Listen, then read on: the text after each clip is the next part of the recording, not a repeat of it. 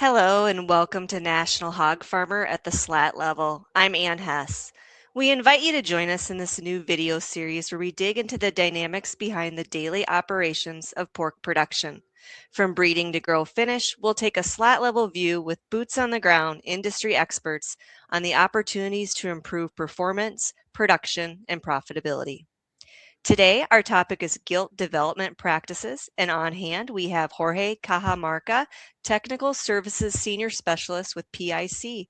Welcome, Jorge, and thank you for joining us today. Thank you, and it's a pleasure to be here, and thank you so much for the invitation as well. Before we jump into today's discussion, I'd like to remind the audience tuning in you can post any questions you may have in the chat, and we'll be sure to get those over to Jorge. So, Jorge, for those who might not be familiar with PIC, tell us more about the company and your role there. Yes, a little bit about my company. PIC is a global swine genetics company. We partner with pork producers to help them achieve a superior non-farm performance through advanced genetics, industry-leading data, and technical expertise.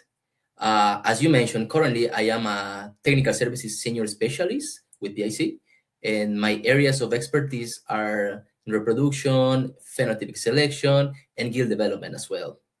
I like to take my expertise or my experience from managing different systems, such as one of the PIC Nucleus Farm, and support customers to make them as successful as possible. Very good.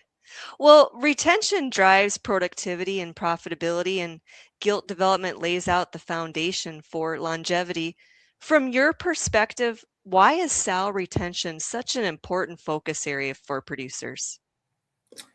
Well, I guess we need to remember that the development of cost of a gilt is very significant. Now, we can see a graphic where unfortunately the removals that we are or the opportunities that we have in losses between parity and parity 2 are tremendously high. So most females need to reach at least to parity 3 to become profitable. So therefore, early removals represent one of the biggest opportunities to improve system performance.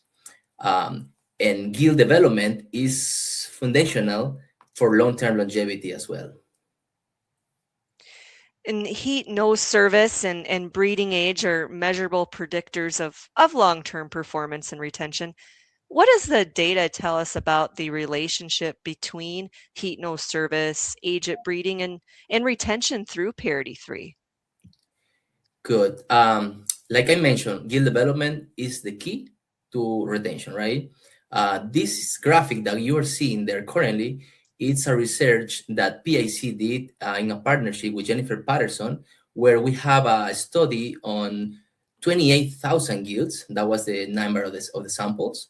You can see in the graphic how the impact of HNS and H on sow retention into three groups, which is parity 0 or gilt to P1s, parity 1s to parity 2s, and parity 2 to parity 3. In this research, we find some interesting factors. One of them is that the gilts with a previous heat nose service recorded have a higher retention from mating to second farrowing, regardless of the age of at first insemination that they had. Another factor that we found in this research was that the gilts that were bred older than 220 days at service age have lower retention across parities compared to gilts that were bred younger than 220 days at service.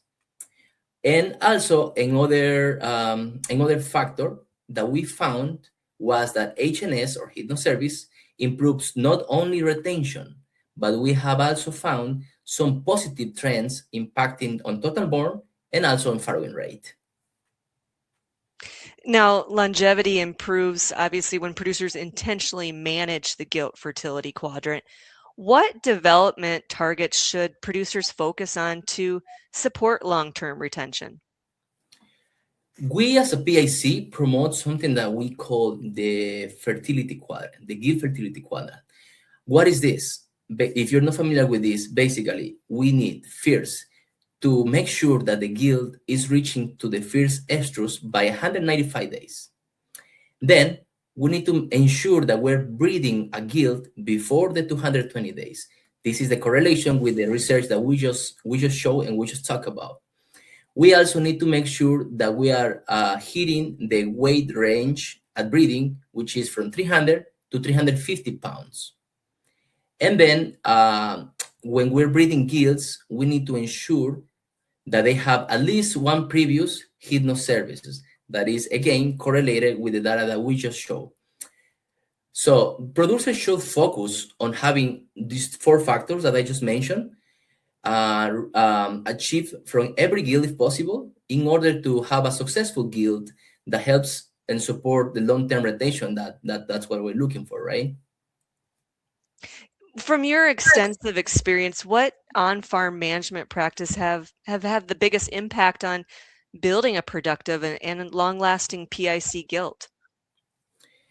I guess just coming back with the comment that I stated at the beginning was that we need at least three parities from a guild or from a sow, from an animal, in order to become profitable. At the end of the day, this is a business, right? So we need to remember that a guild is not just a female that is ready to be bred. There is a lot of stuff happening behind the scenes or before that, right? If I wanted to narrow that, yeah, I would put that in 3 points. One would be selection intensity. I need to make sure that the growth and the development of that guild is appropriate for what she needs. I also need to ensure that I have enough flow to have enough guild pool where I can perform a good selection from it. And then ensure that I have what we call in PIC the full value guild, and what is basically making sure that all of these processes are happening to have a quality or a good quality guild. Then the second point that I will say will be have a good eligibility criteria where I can or I need to be focusing on what we just discussed, which was age at puberty, right? And this is important because if I am able to see that the age at puberty is way too low or way too old, this is a good driver to help me to take action sooner than later. That I need to also make sure that what is the weight at the first hypno service. Again, I'm not breeding her yet, right? But if I know what is the weight, I can also project what is going to be the weight at guild when I breed her. And then finally, I need to make sure that the guild utilization rate is something that I am aware, and I can therefore making decisions of how much retention am I having and what is the replacement rate that I need in my farm. Then the point number 3, I need to remember that a guild does not finish when she's bred. And I'm not done with her. Therefore, we need to ensure a good preparation of P1s. How do I do that? Ensuring that I have a good gestation feed program, ensuring that I have a good pre-farrow management because it's going to be something new for her, right? And after farrowing, I need to make sure that I have a very good sow care program to take care of her, of this guild. Again, all of that focusing on having her at least for three farrows or for 3 parities.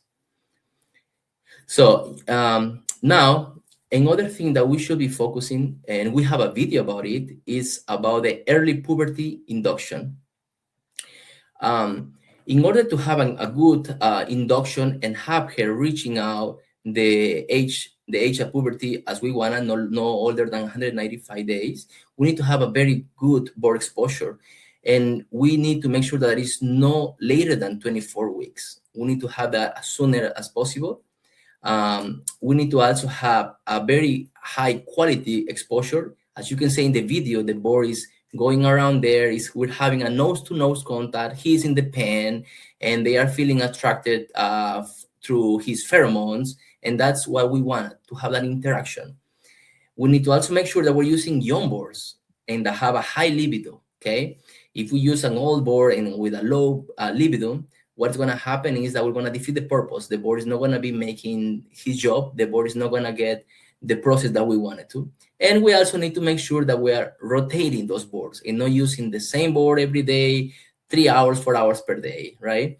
And more important, this is an ongoing process. So therefore, consistency is the word that we need to make sure that we remember every day. It's not enough to do a great job day one and then forget about it 2 days and then come back in day three. This is every day. This is a everyday task that we need to do. So, what are some key KPIs farms can measure if improving retention through parity 3 is the goal? I guess there are several of them, to be honest, but if I want to mention the more important from PIC perspective will be I need to make sure that I know as a manager or as a supervisor or somebody or the owner that I know what is the percentage of gilts with at least one HNS prior to 195 days of age. Again, I can take early actions if I know that. Then I will also measure or I also make sure that I am aware of what is the percentage of gilts that were bred with more than 220 days of age. Let's go back to the research that we just found, right? That what's happening with the retention if I am breeding on other gilts. As well, I need to make sure that I know what is the percentage of gilts that were bred with over 350 pounds. That is also important. And then when I come to see my losses, I need to also make sure that I understand where am I losing my sows. If we're talking about retention, where am I losing this? What is the losses between parity 0 and parity 1? What are my losses between parity 1 and parity 2? And get into the roots of it once that I know that. If I do all of these points that I just mentioned, I guess we can start seeing early improvements, and they will in our farm, right? And they will show up in several ways, such as we should have a better win to service interval in percentage of females that were bred between 7 days on parity ones. That is the most challenge for the farms, right? Usually. Then I also should start seeing a better farrowing rate, especially in parity ones and parity twos. Okay. Something that is pretty common in our farms is to start, once they reach the parity two, we start seeing a drop on total borns. If I do, or if I manage my farm properly and measure them properly, I shouldn't be seeing that drop, or at least I shouldn't be seeing that dramatic drop on the parity two females regarding total borns. And also, I should have a lower reproduction removals between parity ones and parity twos. So, as we wrap up our discussion here, any key takeaways, final thoughts you want producers to remember when it comes to gilt development? Yes, as we mentioned before, I guess I will I will I will finalize this conversation saying that retention drives productivity and profitability, and yield development lays out the foundation. Therefore, the importance of this conversation. The data shows that HNS and breeding age are measurable predictors for long-term performance and retention, which means that producers can intentionally improve longevity by managing the gilt fertility quadrant properly. Jorge Cajamarca, PIC, thank you so much for taking us in the barn today and sharing your expertise. Thank you so much for the invitation. It's my pleasure to be here with you guys. For more pork production conversations and demos from the slat level, be sure to check out the National Hog Farmer website. For National Hog Farmer, I'm Ann Hess.